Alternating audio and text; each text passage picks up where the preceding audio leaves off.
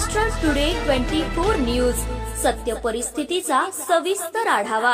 भाजपातर्फे प्रियदर्शनी उईके निवडणूक रिंगणात। नगराध्यक्ष पदासाठी नामांकन दाखल।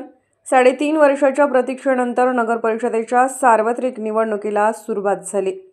उमेदवारी अर्ज दाखल करण्याची प्रक्रिया अंतिम टप्प्यात येऊ लागली आहे। आज भारतीय जनता पक्षाच्या वतीने ॲडव्होकेट प्रियदर्शनी अशोक उईके यांनी नगराध्यक्ष पदासाठी आपले नामांकन पत्र निवडणूक अधिकाऱ्यांकडे दाखल केले आहे।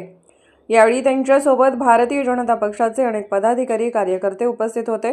भारतीय जनता पक्षाने आपल्या उमेदवाराचे नामांकन दाखल केले असले तरी अद्याप भाजपाचा विरोधी पक्ष असणारा राष्ट्रीय काँग्रेस यांच्याकडून अद्याप कोणाचे नाव पुढे आलेले नाही।